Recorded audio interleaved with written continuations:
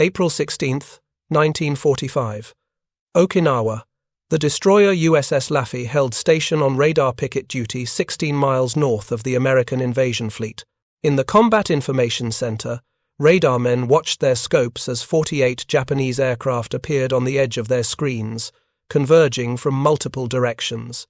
What followed in the next 80 minutes would demonstrate why American destroyer crews had begun doing something that violated every principle of naval warfare, deliberately positioning their ships directly in the path of incoming kamikazes, and, when necessary, ramming aircraft that no gun could stop in time. The Laffy would be struck by 6 kamikaze aircraft and 4 bombs. Her crew would shoot down 9 attackers. She would suffer 103 casualties, and she would survive, returning to service after repairs. This was not an isolated incident of desperate improvisation. This was the result of a tactical evolution that had begun 8 months earlier, when destroyer captains realized that the mathematics of kamikaze defense required solutions that peacetime doctrine had never contemplated. To understand why ramming became a deliberate tactic rather than a last resort, you must first understand what changed in October 1944 when the Imperial Japanese Navy introduced organized kamikaze operations. The transformation wasn't gradual. It was instantaneous and catastrophic. If you're enjoying this deep dive into the story, hit the subscribe button and let us know in the comments from where in the world you are watching from today. Before October 1944, American destroyer crews faced conventional aerial attacks, where Japanese pilots sought to deliver their weapons and return to base. Anti-aircraft doctrine emphasized concentrated fire zones, radar-directed gunnery, and maintaining formation integrity. Destroyers operated as floating anti-aircraft batteries, protecting the fleet through volume of fire and tactical positioning. The mathematics of conventional air defense were well understood. A Bofors 40mm gun could fire 120 rounds per minute with an effective range of 5,000 yards. 5-inch 38 caliber dual-purpose guns fired 15 rounds per minute to an altitude of 37,000 feet. A Fletcher-class destroyer mounted 5 5-inch guns and multiple 40mm and 20mm positions, creating overlapping fire zones designed to destroy incoming aircraft before they reached weapons release range. Pilots facing this defensive fire had to balance multiple competing objectives: maintain formation, identify targets, execute attack runs, release weapons accurately, and survive to return home. These competing priorities created predictable attack patterns that American gunners learned to anticipate and exploit. Hit rates against conventional attackers reached 23% by mid-1944. The system worked. Then came October 25, 1944, during the Battle of Leyte Gulf.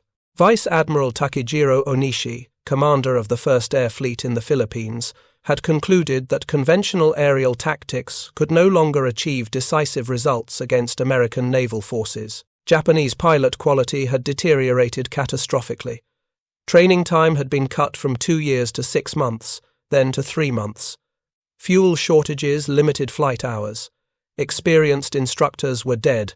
The replacement pilots arriving in the Philippines couldn't execute coordinated attacks, couldn't hit moving targets with bombs or torpedoes, and often couldn't even find the American fleet.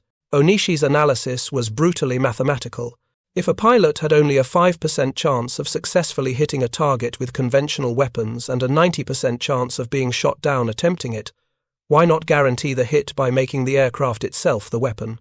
On October 25, 1944, the first organized kamikaze unit, the Shimpu Special Attack Corps, launched from Mabalacat Airfield. 5 Zero fighters, each carrying a 500-pound bomb dove deliberately into American escort carriers of Taffy 3 off Samar. USS Street Low exploded and sank in 30 minutes. USS Santee, Suwannee, and White Plains suffered significant damage. The kamikaze era had begun. The tactical implications became apparent immediately to destroyer crews on radar picket duty. A conventional attacker would break off if met with sufficient defensive fire, seeking an easier target or attempting to evade and reposition. A kamikaze would not break off. Defensive fire that damaged the aircraft, killed the pilot, or destroyed control surfaces might cause the plane to crash prematurely, but it wouldn't cause deliberate evasion. This changed the defensive calculus completely. Every kamikaze had to be destroyed so thoroughly that it could not maintain course toward its target. A conventional bomber with one engine on fire might turn away. A kamikaze with one engine on fire would continue inbound using the remaining engine, or glide if both were destroyed, or even continue with control surfaces shot away, becoming an unguided projectile still carrying hundreds of pounds of explosives and aviation fuel. Commander Frederick Becton, commanding Destroyer Squadron 23, described the psychological impact in his after-action report following operations off Leyte. The conventional attack creates fear that can be managed through training and experience. The kamikaze creates a different fear, one that persists even after the attack ends, because you understand that the next attack will be the same, and the attack after that, and that defensive fire merely determines where the aircraft crashes, not whether it crashes into your ship.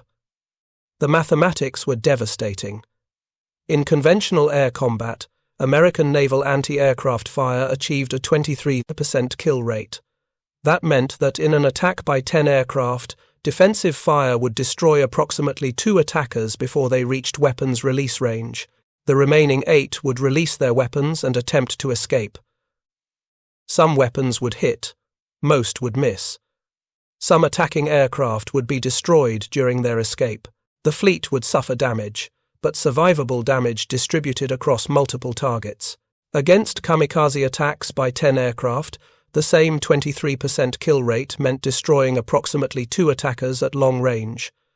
The remaining 8 would continue inbound.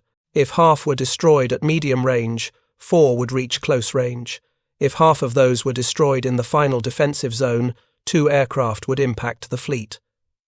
This wasn't probability. This was certainty. The only variable was which ships would be hit. Destroyer crews on radar picket stations faced even worse mathematics. Positioned 15 to 40 miles from the main fleet, these destroyers served as early warning stations, detecting incoming raids and directing combat air patrol fighters to intercept. The picket stations were deliberately exposed, designed to draw attacks away from the carriers and battleships. Before kamikazes, this was dangerous but manageable duty. Radar picket destroyers would alert the fleet, guide friendly fighters to the threat, and use their own anti-aircraft fire to supplement fighter defenses. If overwhelmed, they could withdraw under smoke while fighters engaged the attackers. Kamikaze tactics eliminated the withdrawal option. Japanese controllers quickly learned to concentrate overwhelming numbers against individual picket stations, launching 30 to 50 aircraft against single destroyers. The assigned combat air patrol, usually 4 to 8 fighters, couldn't intercept all attackers. The destroyer's anti-aircraft fire couldn't stop all attackers. Mathematics guaranteed hits. On November 29, 1944, off Leyte Gulf, USS Mugford was conducting radar picket duty when 30 kamikaze aircraft attacked her station. Combat Air Patrol destroyed 11. Mugford's gunners destroyed 6 more. 13 aircraft pressed through to close range. The destroyer's fire destroyed 8 more at ranges under 1,000 yards.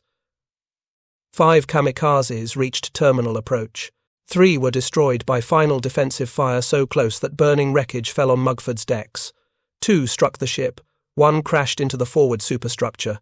The second hit, amidships. Fires broke out. Casualties exceeded 40%.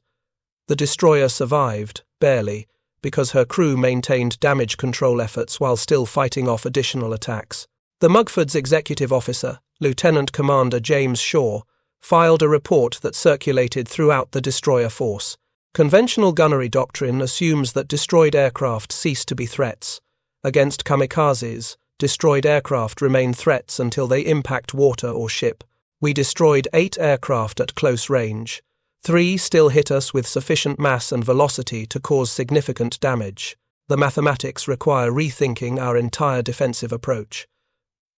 That rethinking began in early December 1944 as destroyer squadron commanders analyzed accumulating action reports.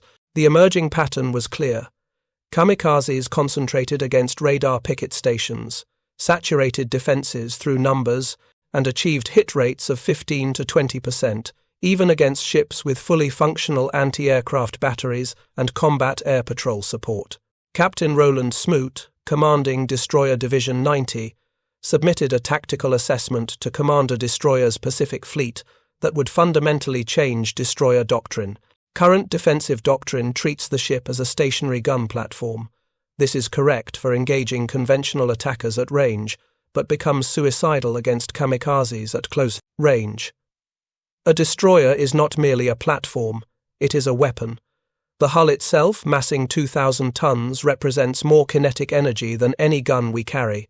Against kamikazes that penetrate final defensive fire, the ship must become the last weapon. This concept, radical as it seemed, had historical precedent. During World War I, destroyers had occasionally rammed surfaced submarines when depth charges were unavailable or when the submarine was too close for torpedo attack. Ramming was considered a desperate last resort, likely to sink both vessels, but it was recognized as tactically valid when no alternative existed.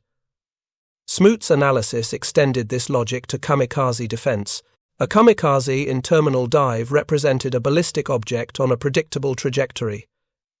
If that trajectory would result in impact with the ship's vital areas, particularly the bridge, combat information center, or engineering spaces, and if no gunfire could prevent that impact, then altering the ship's position to cause the kamikaze to impact less critical areas became the correct tactical choice, even if that meant deliberately positioning the hull to intercept the diving aircraft.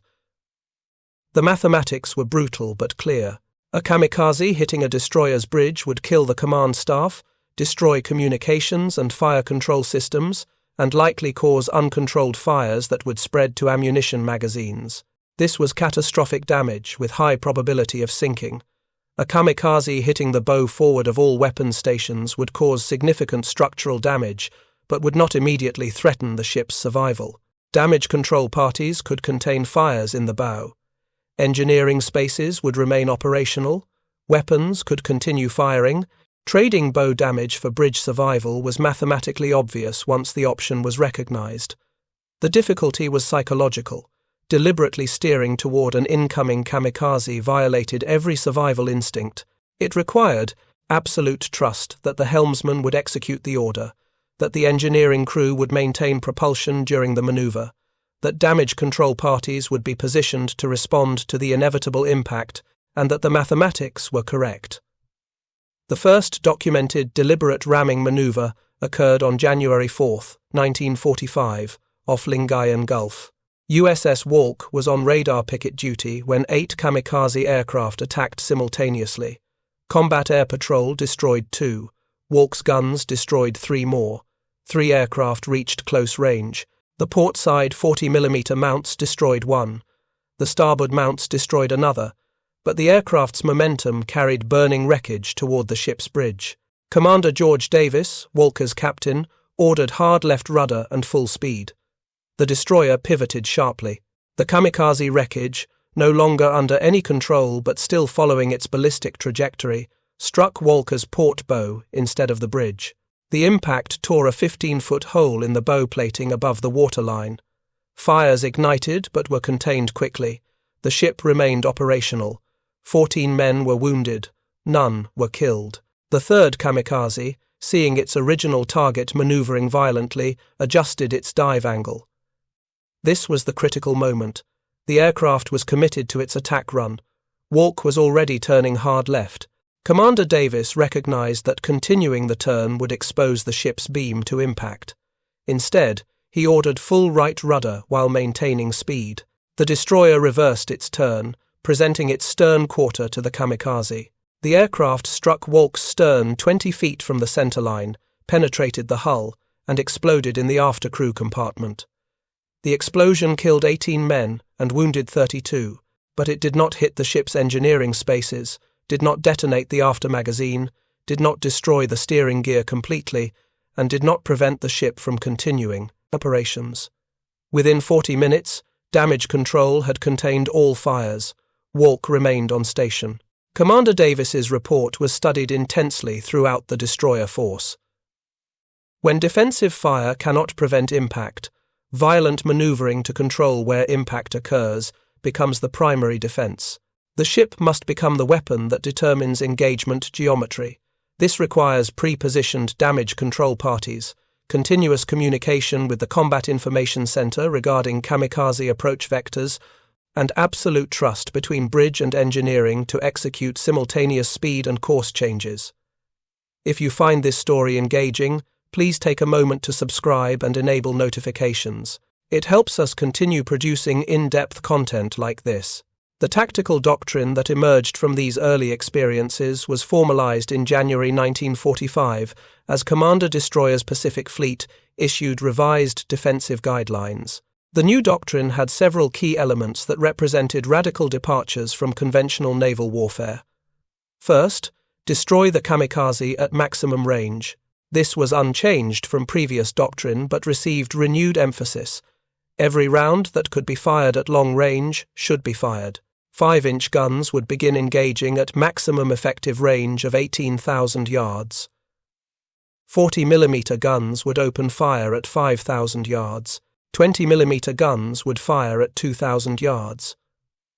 The objective was not necessarily to destroy the aircraft, but to damage it sufficiently to disrupt the pilot's control or force a premature crash. Second, if the kamikaze penetrated long-range fire and continued inbound, concentrate all weapons on destroying the aircraft before it reached 1,000 yards. This was the medium-range defensive zone where hit probability was highest.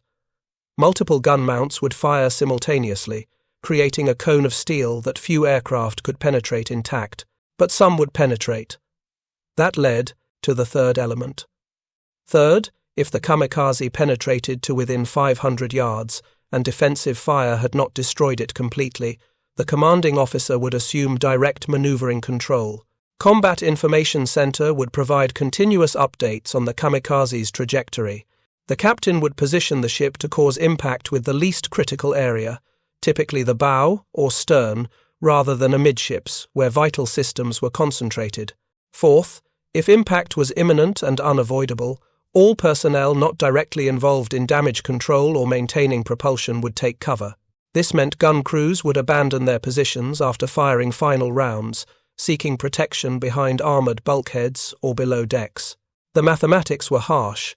Gun crews remaining at exposed positions would certainly be killed by the impact and explosion. Gun crews taking cover might survive. Dead gunners couldn't fight subsequent attacks. This last element was perhaps the most psychologically difficult. It required gun crews to abandon their weapons while enemy aircraft were still inbound, trusting that the captain's maneuvering would protect the ship better than additional gunfire. It violated every fighting instinct, but the mathematics were undeniable. A gun crew killed by a kamikaze impact couldn't operate their weapon for the remainder of the action. A gun crew that took cover and survived would return to their weapon within minutes, ready to engage additional attackers. The doctrine spread rapidly through the destroyer force as squadron commanders shared action reports and tactical assessments. By February 1945, most destroyer captains on radar picket duty had studied multiple examples of successful defensive maneuvering and understood the principles involved. But understanding principles and executing them under fire were different challenges entirely. The psychological demands of deliberately steering toward a kamikaze, even to control impact geometry, required conditioning that peacetime training had never addressed. Destroyer captains began developing practical training methods. Captain Arleigh Burke, commanding Destroyer Squadron 23, instituted a training regimen during brief periods between operations. When his destroyers withdrew from picket stations for refueling and rearming, he would conduct high-speed maneuvering drills, simulating kamikaze approach vectors and requiring instant response to maneuvering orders. The drills revealed unexpected problems.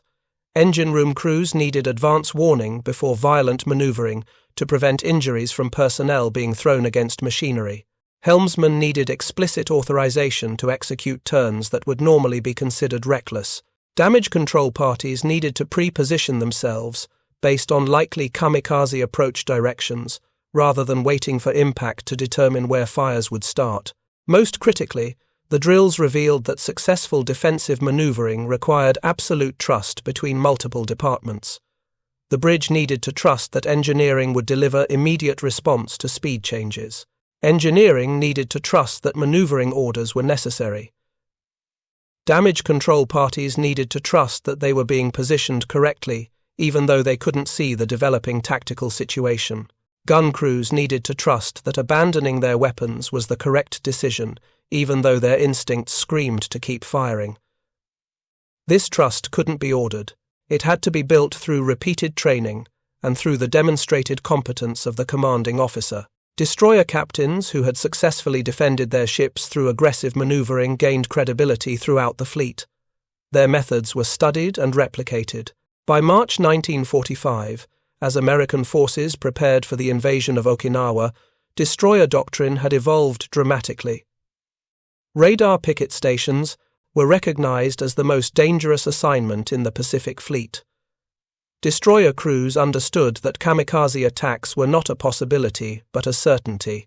They understood that defensive fire alone could not guarantee survival.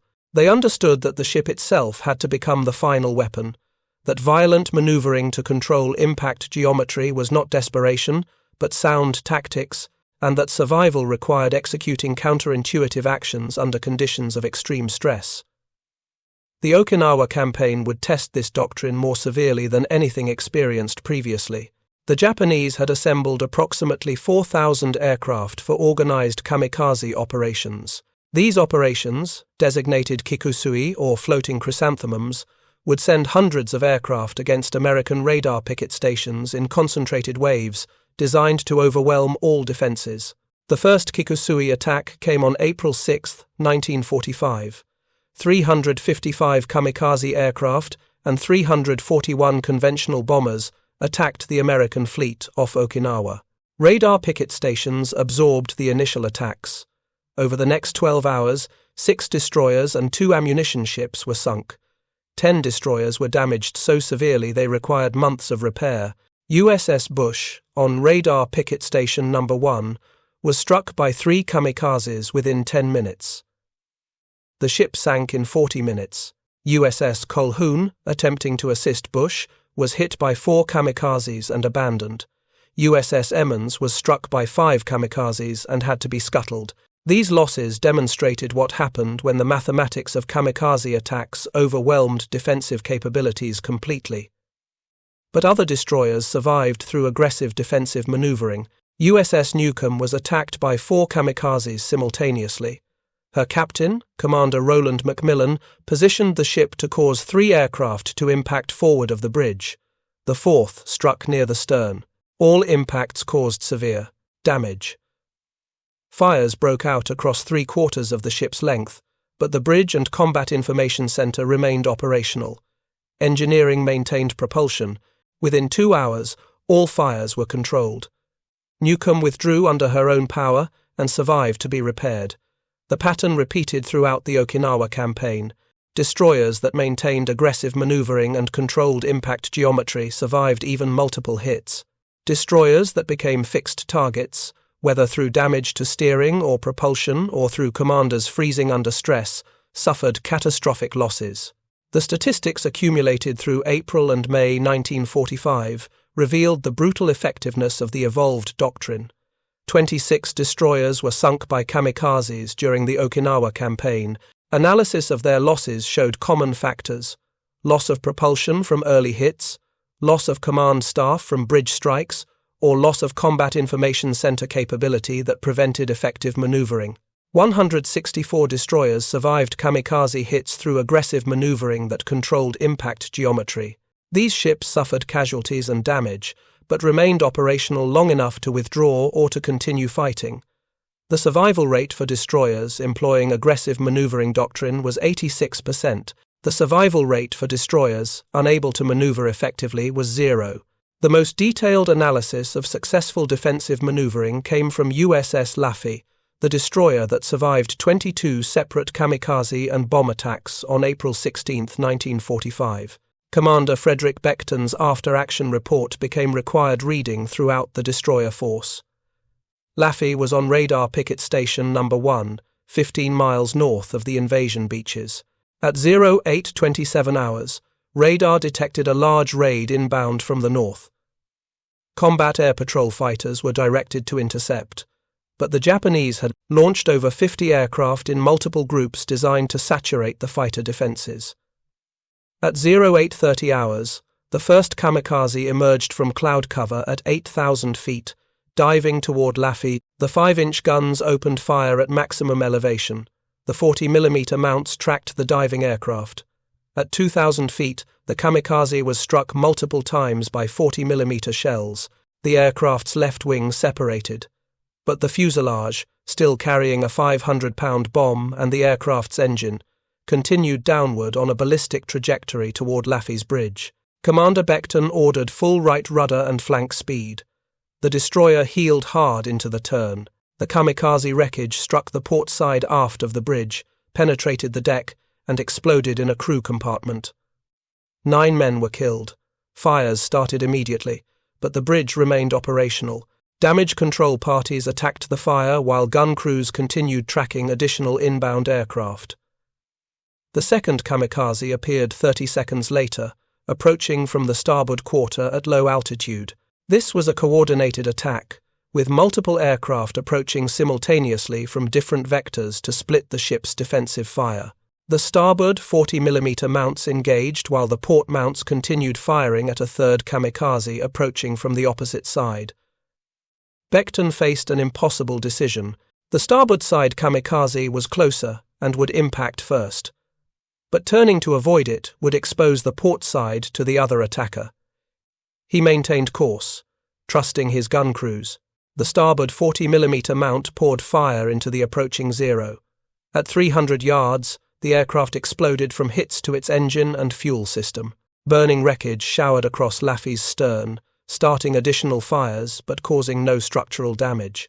The portside kamikaze, seeing concentrated fire destroying the other attacker, adjusted its approach angle, climbing slightly to dive into the ship from above. This maneuver took it briefly out of the 40mm gun's angle of depression. For 3 seconds, no weapons could engage the aircraft. Then the 20mm guns acquired the target at point-blank range. The volume of 20mm fire was devastating at close range. The kamikaze's cockpit disintegrated. The pilot was certainly killed, but the aircraft, no longer under control, continued forward on momentum and struck Laffy's fantail, its bomb exploding on impact. The blast destroyed the after 5-inch gun mount, killing the entire crew. It also severed hydraulic lines to the steering gear. At 0832 hours, 5 minutes into the engagement, Laffy had been hit 3 times, suffered 31 casualties, and lost steering control. Conventional doctrine would call for withdrawing under tow, but the radar showed 15 more aircraft inbound. Becton ordered shifting to manual steering control, using the emergency steering station in the stern, while damage control fought fires across the ship. What followed over the next 75 minutes was the most intense sustained kamikaze attack any American destroyer survived. Aircraft attacked in groups of 2 to 4, approaching from multiple directions simultaneously. Becton maneuvered the ship using voice-powered sound tubes to communicate steering orders directly to the emergency steering station, a process far slower than normal helm control. The fourth kamikaze approached from ahead, diving out of clouds at 4,000 feet. 5-inch fire tracked it down. At 1,500 feet, the aircraft was struck repeatedly and began trailing smoke, but it continued diving. At 800 feet, 40mm fire shredded the aircraft's tail section. The plane went into an uncontrolled spin but maintained forward momentum, crashing into the water 50 yards ahead of Laffy's bow. The explosion threw water and debris across the forecastle, but the ship steamed through the wreckage, her bow cutting through burning aviation fuel floating on the surface. The 5th and 6th kamikazes attacked simultaneously from port and starboard. This was the nightmare scenario, converging attacks that no amount of maneuvering could fully avoid. Becton ordered maximum speed and began a serpentine course, turning alternately left and right to present the narrowest possible target profile to both attackers. The gun crews understood they were the last defense. Every mount that could bear on either target fired continuously. The portside kamikaze was hit first, its engine exploding at 400 yards. The aircraft cartwheeled into the water. The starboard kamikaze, piloted by someone with evident skill, jinked left and right as defensive fire tracked it. At 200 yards, a 5-inch proximity-fused shell exploded 10 feet from the aircraft's nose. Fragmentation shredded the cockpit and right wing. The Zero rolled inverted and struck the water 100 yards from Laffey's starboard side. Between 08:37 and 09:47 hours, 16 more kamikazes attacked USS Laffy. 4 more struck the ship. 2 were destroyed so close that their burning wreckage caused damage. 10 were destroyed at ranges between 100 and 1,000 yards. The destroyer's ammunition expenditure was staggering. 414 5-inch shells, over 4,000 40mm rounds, 6,000 20mm rounds. Gun crews operated their weapons long after the barrels had overheated beyond safe limits. Several 40mm barrels warped from sustained firing but continued functioning. Crews worked through burns from touching overheated metal, through concussion injuries from nearby explosions, through smoke inhalation and cordite fumes that made breathing difficult. At 09:47 hours, the attacks stopped. The Japanese had expended their aircraft against Laffey's picket station. The destroyer was dead in the water, on fire in 4 locations, with steering and propulsion temporarily disabled. Casualties totaled 32 killed and 71 wounded from a crew of 329. But the ship was afloat, and her crew was still fighting fires and making repairs. Within 2 hours, engineering had restored partial propulsion. By nightfall, Laffey was making 8 knots toward the fleet anchorage. She would be repaired and returned to service before the war ended. Her survival, more than any other single engagement, validated the defensive doctrine that had evolved over the previous 8 months. Commander Becton's report analyzed the factors that enabled survival. First was maintaining propulsion at all costs. Every successful engagement maneuver required speed and the ability to change speed rapidly. Second was decentralized damage control. Pre-positioned damage control parties could respond to fires within seconds of impact rather than minutes. Third was continuing to fight even after suffering damage that would disable most ships. Gun crews who maintained fire while damage control fought blazes enabled the ship to destroy subsequent attackers that would otherwise have delivered fatal blows. But the fourth factor was psychological. Becton noted that his crew never believed they would lose their ship. This belief, irrational as it might seem given the circumstances, enabled them to continue executing their duties when rational assessment suggested the situation was hopeless. Men fought fires while additional kamikazes were diving toward the ship. Gun crews remained at their weapons while flames burned 20 feet away. Engineering crews maintained propulsion while explosions shook the hull around them. This psychological resilience couldn't be trained directly. It emerged from competent leadership, from trust in shipmates, from previous successful engagements that demonstrated survival was possible, and Alexite from what Becton called refusal to accept that the ship would be lost. The Laffey's survival was exceptional, but not unique. USS Hainsworth survived 16 kamikaze attacks on May 4, 1945. USS Hugh W. Hadley destroyed 23 attacking aircraft on May 11 before being so damaged she had to be scuttled. USS Evans survived 14 attacks on May 11. The pattern was consistent. Destroyers that maintained aggressive maneuvering and continued fighting survived even overwhelming attacks. The broader strategic impact became evident as American intelligence analyzed Japanese kamikaze operations throughout the Okinawa campaign. Between April and June 1945, the Japanese launched 10 major Kikusui operations, plus numerous smaller attacks, expending approximately 1,500 aircraft in organized kamikaze attacks. These attacks sank 36 American ships, including 12 destroyers, and damaged 368 ships, including 164 destroyers.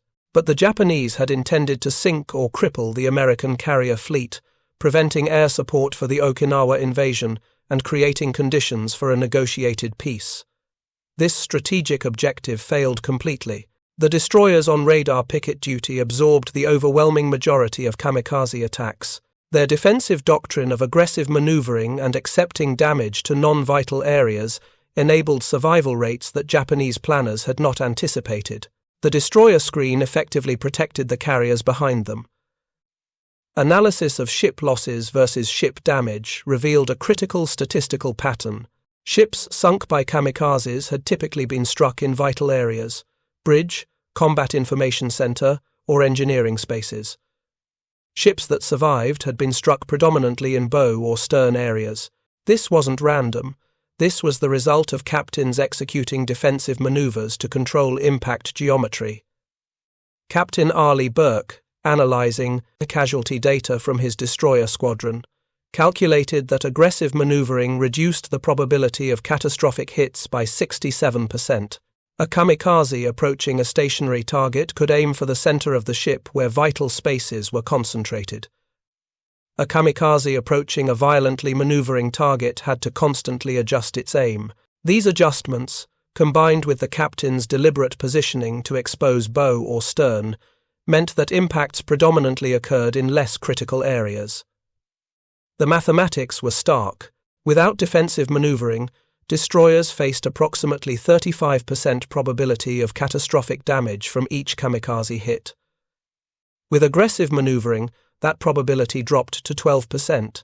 Over the course of multiple attacks, this difference determined whether ships survived or sank.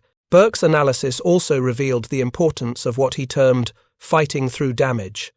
Destroyers that became ineffective after first hits suffered subsequent hits at higher rates. Destroyers that maintained weapons fire and continued maneuvering despite initial damage had significantly higher survival rates. The explanation was mathematical.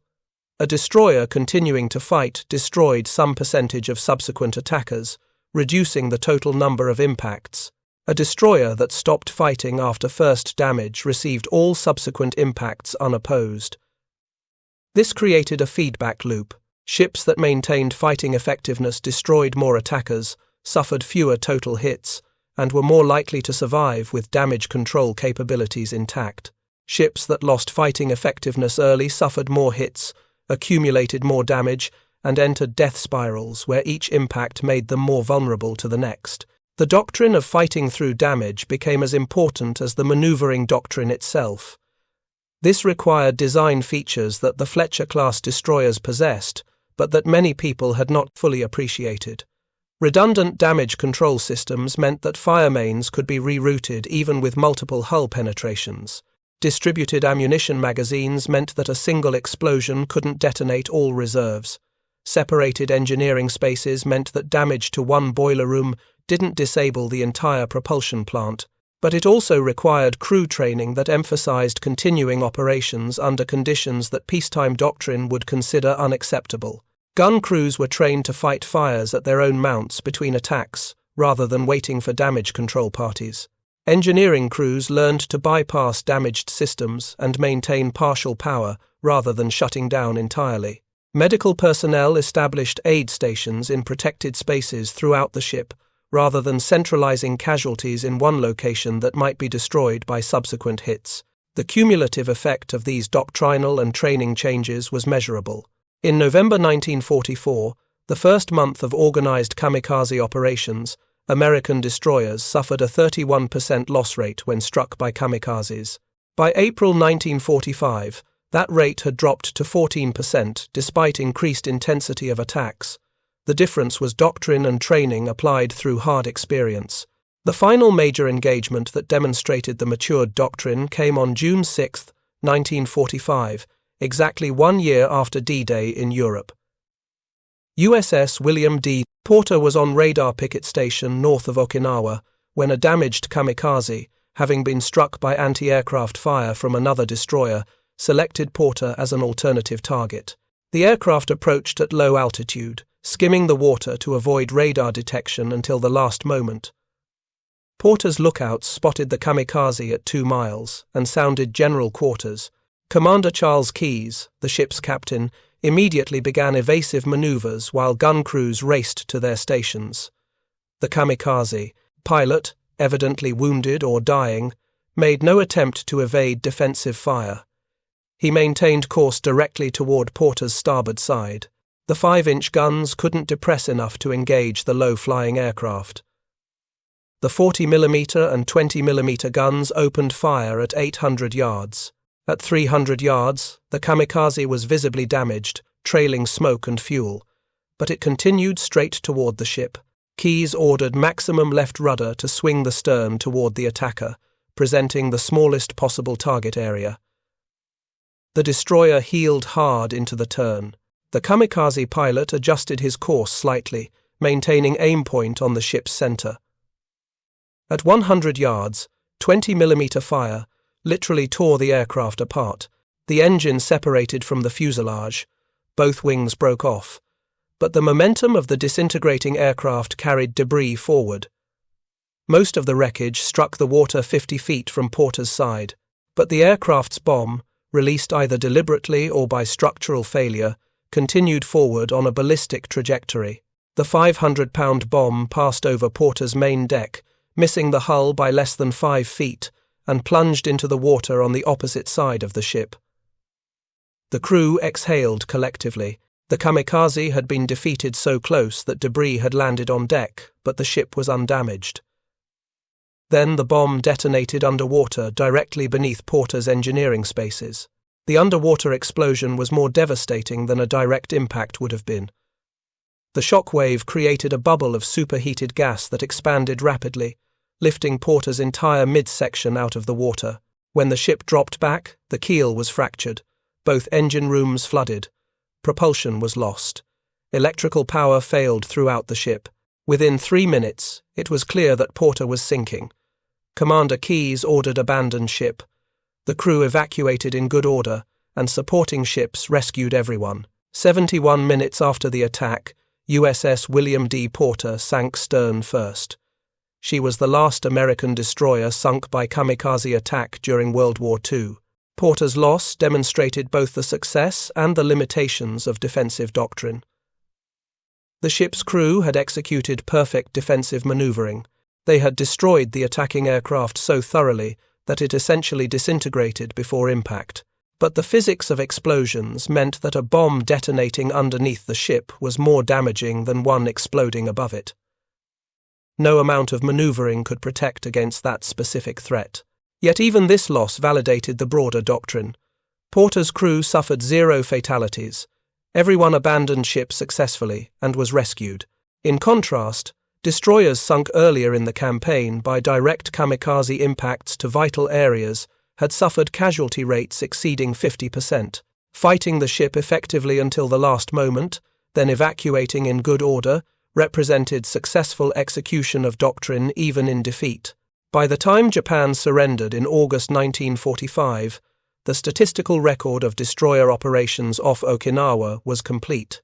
388 destroyers had participated in some phase of the campaign. 206 had been attacked by kamikazes. 26 had been sunk. 164 had been damaged but survived. 16 had fought off attacks without suffering damage. The survival rate among attacked destroyers was 87%. This compared to a projected survival rate of 45% based on early kamikaze operations before the evolved defensive doctrine was implemented. The difference, 42 percentage points, represented approximately 86 destroyers that survived because of aggressive defensive maneuvering, fighting through damage, and the entire complex of tactical evolution that had occurred over 8 months. Those 86 destroyers represented approximately 30,000 sailors who survived because their captains understood that ships could be weapons, that accepting damage in non-vital areas was preferable to defending all areas equally, and that fighting through damage was more effective than attempting to avoid all damage. But the impact extended beyond the destroyers themselves. The title of this examination asks why destroyer crews started ramming kamikazes and how this saved 40 carriers in 8 months. The answer lies in the statistical relationship between destroyer survival and carrier protection. American carrier operations off Okinawa depended entirely on radar picket destroyers, providing early warning and absorbing the initial kamikaze attacks. The 15 to 20 destroyers on picket stations at any given time formed the outer defensive ring for 10 to 12 fleet carriers and 8 to 10 escort carriers. These carriers provided the air support that enabled the Okinawa invasion to succeed. Japanese kamikaze planners understood this dependency. Operation Kikusui specifically targeted radar picket destroyers, intending to eliminate early warning and create gaps in the defensive screen through which subsequent waves could attack the carriers directly. If the destroyers could be sunk or driven from their stations, the carriers would be vulnerable. The evolved destroyer defensive doctrine prevented this outcome. Despite suffering 26 destroyers sunk and 164 damaged, the radar picket screen never collapsed. Damaged destroyers withdrew and were replaced by fresh ships. The early warning system remained functional throughout the campaign. Combat air patrol fighters continued to receive vectors to intercept kamikaze raids before they reached the main fleet. During the Okinawa campaign, kamikazes struck 34 carriers, including 13 fleet carriers and 21 escort carriers. But only 3 escort carriers were damaged so severely they were withdrawn from operations. The remaining 31 carriers continued flight operations despite damage. None were sunk. This outcome directly resulted from destroyers absorbing the majority of kamikaze attacks. Statistical analysis of Japanese attack patterns showed that approximately 78% of organized kamikaze sorties engaged destroyers on radar picket stations rather than reaching the carrier groups. The destroyers weren't merely warning systems. They were sacrificial shields that drew attacks away from higher-value targets. The mathematics become clear when examining alternative scenarios. If the destroyers had employed conventional defensive doctrine, refusing to maneuver aggressively and attempting to avoid all damage, their survival rate would have been approximately 45% based on early campaign data. This would have meant approximately 45 additional destroyers sunk rather than 26. 45 sunk destroyers would have created a crisis in maintaining radar picket coverage. Fewer stations could be manned. Gaps would develop in the defensive screen. More kamikaze groups would penetrate to the carrier formations. Estimated carrier losses under this scenario range from 8 to 12 ships sunk and 20 to 30 driven from operations by severe damage. Instead, aggressive destroyer defensive doctrine maintained the picket screen's integrity. The carriers continued operations. Close air support continued for forces ashore on Okinawa. The invasion succeeded on schedule. The mathematics suggest that destroyer defensive doctrine saved between 8 and 40 carriers from catastrophic damage, with the most probable estimate near 20 carriers protected through maintenance of effective screening operations. The 8-month period from October 1944 through June 1945 saw this tactical evolution develop from first encounters with organized kamikaze attacks through the mature doctrine demonstrated off Okinawa. The transformation occurred through combat experience shared via action reports, through innovative thinking by commanders like Moosbrugger, Smoot, Burke, and Becton, and through the accumulated courage of thousands of destroyer sailors who learned to execute counterintuitive tactics under conditions of extreme danger. The legacy extended beyond World War II. Modern naval doctrine regarding air defense still emphasizes the principles developed during the kamikaze campaigns. Maintain maximum defensive capability through redundant systems, fight through damage rather than withdrawing after first hits, control engagement geometry through aggressive maneuvering, and accept that protecting high-value units requires ships specifically positioned to absorb attacks. Contemporary destroyers, serving as anti-aircraft pickets for carrier battle groups, operate under doctrine directly descended from the lessons learned off Okinawa.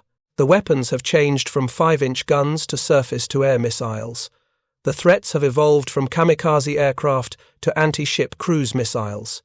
But the fundamental principle remains. Destroyers serve as the outer defensive ring, accepting risk and damage to protect carriers that project power at strategic distances. The human cost of this doctrine was substantial. During the Okinawa campaign alone, destroyers on radar picket duty suffered 4,939 casualties, including 1,207 killed. The destroyer force's casualty rate was the highest of any ship type in the Pacific Fleet. Yet the sailors who manned these ships understood the mathematics of what they were doing. They knew that their survival mattered less than maintaining the defensive screen. They knew that carriers protected by effective destroyer operations would provide the air support that saved soldiers and Marines ashore. They knew that their aggressive defensive tactics, counterintuitive and dangerous as they were, offered the best chance both for their own survival and for mission success. Commander Frederick Becton, in his final paragraph of USS Laffey's action report, wrote what became the epitaph for destroyer operations off Okinawa. The crew of this ship understood that we were placed on picket station specifically to draw attacks away from the amphibious forces and carriers.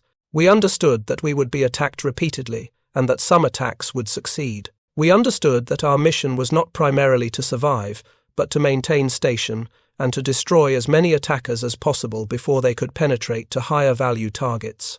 The crew performed this mission without hesitation and with full knowledge of the risks involved. This is what destroyers do. That understanding of mission, of accepting necessary risks, of fighting through damage, of making ships into weapons when guns proved insufficient, represented the psychological foundation for the tactical revolution. The doctrine of aggressive defensive maneuvering wasn't imposed from above, it emerged from combat experience and was embraced by destroyer crews who understood the mathematics of their situation. Modern analysis of the Okinawa campaign consistently identifies the destroyer radar picket screen as critical to American success. The amphibious invasion, the largest of the Pacific War, succeeded because air support remained available throughout. Air support remained available because carriers continued operations. Carriers continued operations because destroyers absorbed the majority of kamikaze attacks and maintained effective early warning. The chain of causation runs directly from individual destroyer captains deciding to maneuver aggressively, to accept damage in non-vital areas, and to continue fighting through circumstances that would have justified withdrawal, all the way to strategic victory at Okinawa and the broader success of the American advance toward Japan. 80 years after these events, the destroyer USS Laffy is preserved as a museum ship in Charleston, South Carolina.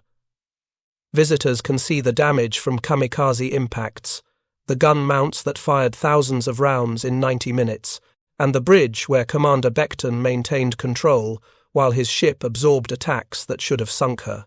The ship stands as physical evidence of what destroyer crews accomplished through tactical innovation, courage, and acceptance of risk in service of a larger mission.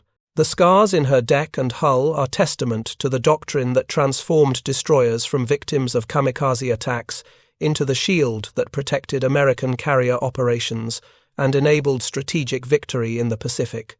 Thank you for watching. For more detailed historical breakdowns, check out the other videos on your screen now, and don't forget to subscribe.